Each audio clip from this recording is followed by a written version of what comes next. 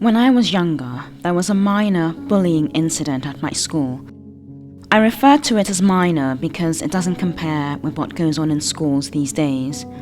I was at school in Nigeria. I remember it was an extremely hot day, and knowing I'd have money for ice cream, a girl cornered me and asked me for it. To be honest, it was all fairly innocent and quick. A teacher saw what was going on and intervened.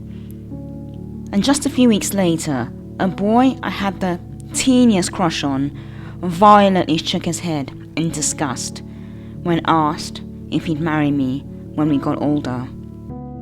Now, I was fairly crushed as I thought he'd be good marriage material.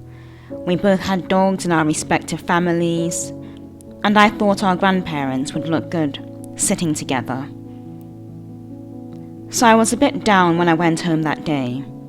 And as I walked into the house in a foul mood, most people knew to keep out of my way, certain whatever it was would go away soon.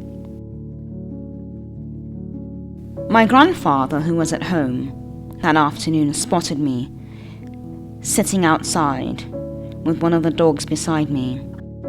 I told him everything. I'd been rejected by my crush. Life was difficult and everything was terrible.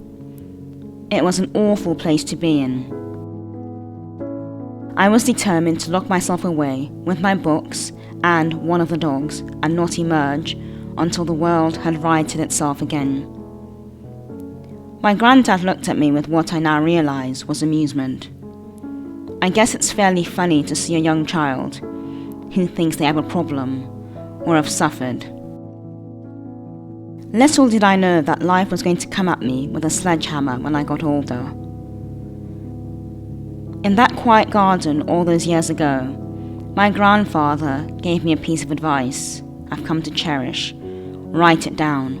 Write it all down. Now, I was already writing. I was obsessed with creating my different worlds and characters in my young mind.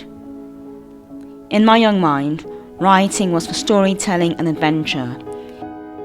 It certainly had no connection to spurned love or a childhood bully. It was an escape and a place where goblins, fairies, and other creatures came alive. For me, it was an escape from a very boring world. I wondered what writing had to do with these atrocities that had been bestowed upon me. My grandfather patiently explained. It helps make things clearer. I thought it was a bit silly. Writing was for creating fairy kingdoms, mythical creatures, battles in tropical forests. It certainly wasn't supposed to make anything clearer. My young self looked at him and walked off. Writing my problems down would only make them more prominent. I was trying to get rid of them, not highlight them. I thought my grandfather was a bit silly and didn't quite understand. It was all right to approach his advice with skepticism as a child, or so I thought. However, as I got older, I moved into adulthood and began to realize the world I'd been born into and the world that existed were two very different realities. The world beyond was full of hurt, anger, and turmoil, and it could be loud, chaotic, and raucous, with souls colliding. The more turbulent souls sometimes sought out the calmer ones, either romantically, platonically, or sometimes for way darker reasons. I'd always been good at avoiding chaos. I wasn't always sensible as a youngster, but I was very good at minding my own business, only intervening when I needed to. I'd see some friends and colleagues emerge from the debris of the disaster, their scars and trauma not always visible. There'd be no lacerations or deep cuts visible to the naked eye. But they'd been hurt, I could tell. Their souls forever changed. They'd have more armor on, and with each incident that came upon them, their armor was only reinforced as they sought to protect themselves from the world. I was always on the outskirts of it all. However, once in a while, Trouble would seek me out like an arrow, following me as I ducked, skirted, and tried my best to avoid it. Because I wasn't used to chaos, the arrow would make its mark, and I'd be left feeling angry, betrayed, hurt. The rage would build up inside me, but there would be no outlet.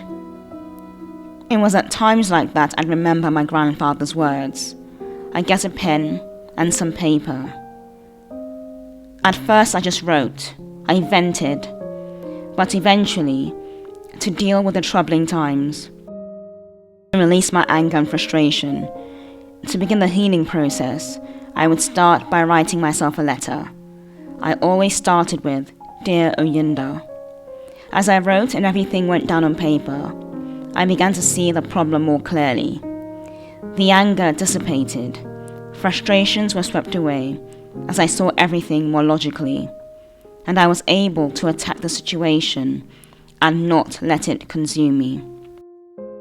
My grandfather was right with his advice after all.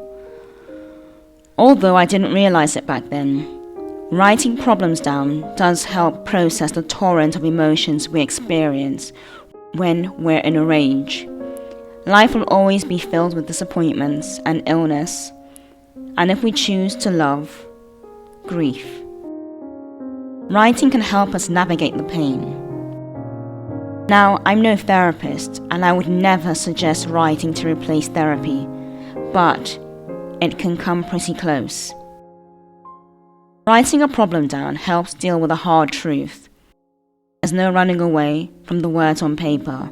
It's all there in black and white, or blue.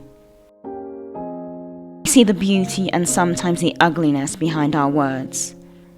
Everything we try to hide about a situation comes into the light. There are no lies, only truths.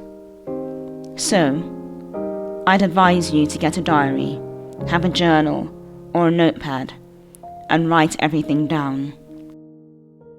Trust me, when things get bad, you'll need it.